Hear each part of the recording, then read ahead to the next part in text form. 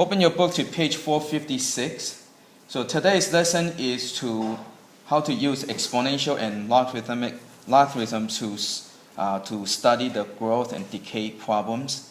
So a lot of things in nature you deal with growth and decays. For example, in chemistry, right, you have the half-life. When you have a sample of radioactive material, it would decay and after a certain period of time. Or, for example, if you have a species of like wolves or any kind of animals, and you can study their growth, the population growth, right?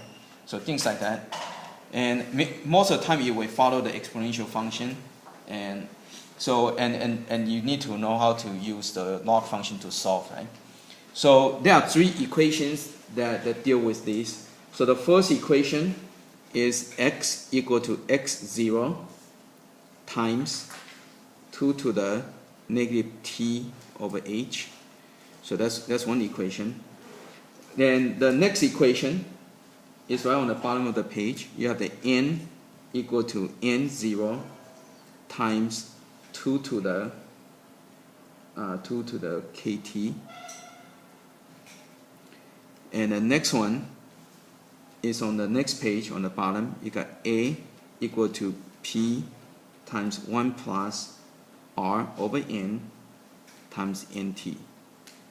Okay. Now on the test, you don't have to memorize the equation. The three equations would be provided, but you need to know when to use which equation. Now it's very simple. Okay, it's very simple. It's very easy to figure out which equation to use. See, when something is growing, like a population or sample is growing, the exponent would be positive. So this would be for growth. So this would be increasing or growing. Notice over here that the exponent is negative, right? So this would be for decay or decreasing. So when something is growing, something is increasing, use this equation. When something is decaying, like in chemistry, like the half-life, so you will use this one. Now this one is for compound interest. So when you deal with, like the investment or like when you borrow money, right, and then you have to figure out the compound interest, then that's this one. So right away you know that when you deal with money, compound interest, you use this one. And if you study the growth of the population, if it's something is growing, you use this one. If it's something is decaying or getting less, you use this one. Okay, so. And once you know which one to use, you write down the equation and you start substituting the numbers. So let's go over what all this symbol means. x0 means the number or the amount at the time 0, means initial or starting amount. So this is the amount at time 0 or beginning. And the t is how much time being passed. So like it can be days, it can be hours, okay, it can be minutes. So this is t is the amount of time. H is a half-life. How long it will take? So this primarily deal with in the chemistry in decay, the half-life. So H is a half-life. How long will it take for the amount to be half of its original amount? So let's say if you start with 10 grams, how long will it take for it to decay to be, become 5 grams left? Okay, so half-life. How long will it take to become half of its original amount? Okay. And so this is growing, again, same thing. So this x is the amount. So this is the final amount. So this is the starting amount, and this is how much time being passed, and this is a half-life. Okay, now over here, the n is the number of population at the time that you look at particular time. N0 is the population at time 0 or starting amount. So this is the starting amount. This is the end amount. Now the k is a constant. Depends on the problem that you're dealing with. And t is at the time. Okay. Now notice they're all similar, right? So this is the beginning. This is the end. This is the beginning. This is the end. So same thing over here. P is a principal amount. That's how much money you start out with. Okay. A is amount at the end. So same thing, see? Beginning, end, beginning, end, beginning, end. Okay. Now over here, R is the interest rate in decimal. Okay, so you have to convert like 10% into 0.1. Okay. Now, n is how many times it compounded in a year. So if there's a compound monthly, okay, if it compound monthly, then it would be 12. So n would be 12. Okay, and the t is the like how many years, the time. Okay. So if it compound quarterly, then n would be 4, right? Okay. Now if it compounds semi-annually, when I say compound means that's how often you get your interest. If you get your interest monthly, then n would be 12 because you get 12 times a year, right?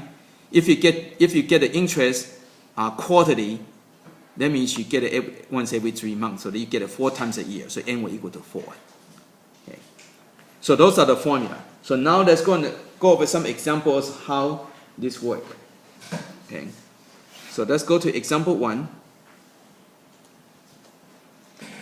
Okay, so example 1, it says half-life of the carbon-14 is 5,730 years. That means it would take 5,730 years for the amount to become half of what it started out. Okay, that's why it's called half-life.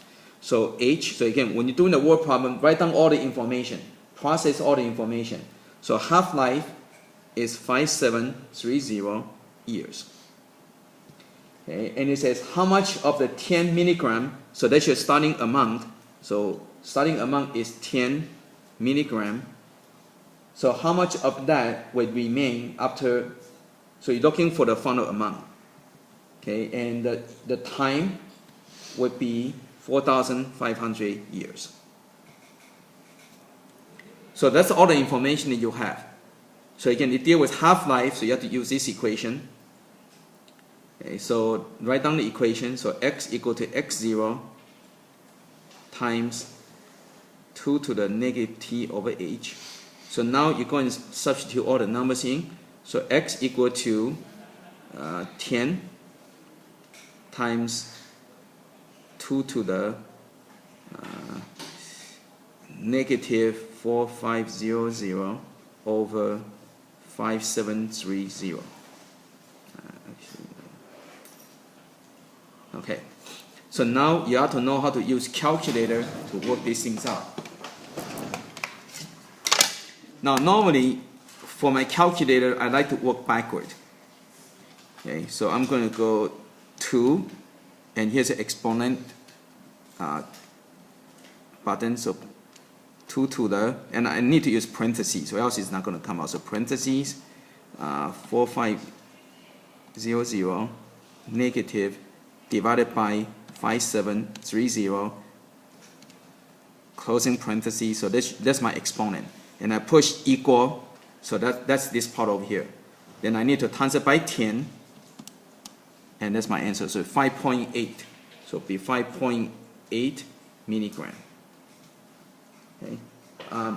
Actually, you have to pay attention to the significant digit. This is 3 significant digits, so you have to your final answer should be 3 digits. So kind of follow that, right? 3 significant digits, so 3 significant digits.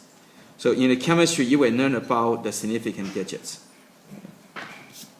Okay, and so that's for example 1. Now let's go to example 2. Okay, example 2, let's go and read. It says at noon, a culture of bacteria has had the 2.5 times 10 to the 6 members. Okay. But so what you do is first you read. So you're talking about growth. So you know that you have to use this one. So that means N0 is equal to 2.5 times 10 to the 6. Okay. So at 3 p.m., the population equal to 4.5 times 10 to the 6. Assume the growth, assume the exponential growth. Find when population would be, so you're looking for when the population will equal to 8.0 times 10 to the 6. Okay. So what you need to do is you have to use this formula twice. Okay. So what you need to do is like a proportional problem. You need to use this information to find k. Then you update your equation, and then use the equation to find this part. Okay, so let's go and use this part first. Use this part first. So you're going to get n equal to n0 times 2 to the kt. So you're going to get 4.5 times 10 to the 6th equal to 2.5 times 10 to the 6th, substitute, right? Times 2 to the k, and t, now so t would be 3 hours, because from noon to 3 p.m. is 3 hours. Okay? So now to solve this, first you want to do is going to divide these. Okay, so divide this on both sides would be a little bit easier. So divide that to take care of that. So this end up with, so the 10 to the 6 cancels out, right? So this cancels out. And so this one, you can simplify later, but this cancels out. So you end up with 45 over 25, okay? Because I get rid of the decimal. So I get rid of these, and I get rid of the decimal. So worry about simplifying later on. So this becomes 2 to the 3k. Okay, and I'm going to reduce this a little bit. So divide by 5, I get 9. Divide by 5, I get 5. Okay, now what I'm going to do next is the variable is an exponent, so I need to bring it down. So I'm going to take the log on both sides.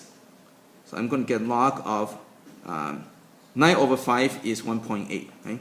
So 1.8 is equal to log of 2 to the 3k. So now I can bring these things down.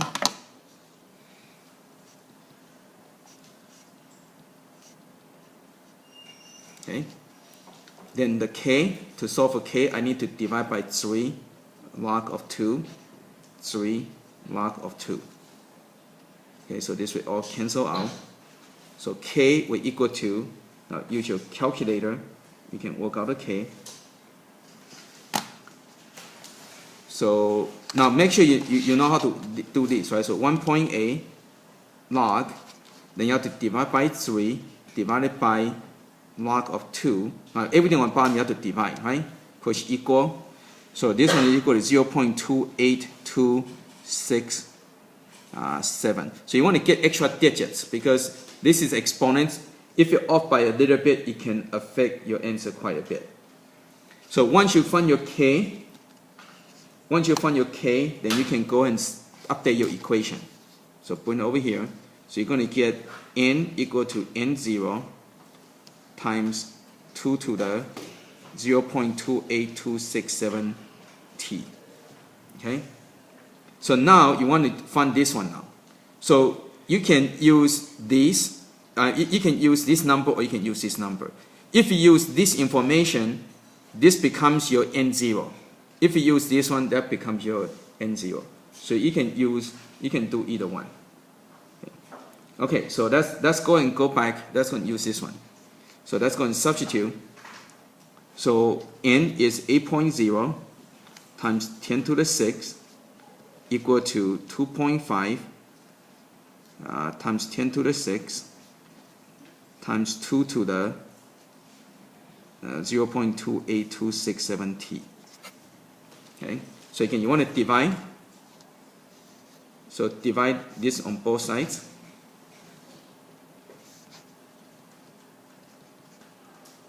So this will cancel out. Now you can, again, this will cancel out with that. So all you do just use your calculator. So 8 divided by 2.5. So it'd be 3.2 equal to 2 to the 0.28267 t. Take the log on both sides. Because a variable is an exponent, so you have to take the log on both sides to bring it down. Okay? Then you have to divide. So t will equal to log of 3.2 divided by 0.28267 log of 2. Okay? So now you can go and figure your t. So 3.2 log divided by 0.28267 equal, then you divide by log of 2 equal So 5.936, so round it off, be 5.94. And the time, this would be, the unit would be hours, right? So, and well, you have to answer the question. It says, when, so this would be hours, right? So it's about 6 p.m. So about 6 p.m., right? From noon, so about 6 p.m. Pretty close to 6 p.m.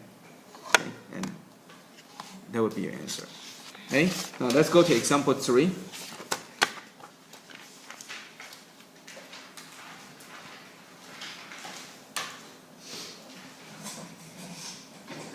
Okay, example 3, it says, how long does it take to investment to triple the value if it invests at 12% compound interest?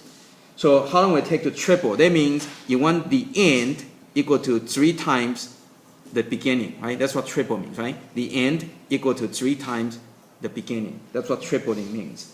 If it invests at 12%, so R equal to 0.12, right? You have to use a decimal, right? If it compound quarterly, that means N equal to 4, right? Compound quarterly means you're going to compound 4 times in a year, right? Okay, so you write down your formula. So A equal to P times 1 plus R over N to the NT. So you're looking for T. So that's what you're looking for. So substitute everything in there. So the N amount is equal to 3P. The R is 0.12. The N is 4. And okay, so substitute everything in there. So divide by P on both sides. So you got 3 equal to 1.03 to the 4T. Right? Right? You divide and then you add. And because this is on exponent position, you need to take the log. So log 3 equal to 4T log of 1.03. Then you divide. So T equal to log 3 divided by 4 log of 1.03. So you get your calculator. So you get log 3 divided by 4 divided by, remember everything on the bottom you have to divide, right? 1.03 log, which equal. So T is equal to about 9.3 years. Okay. And that's it.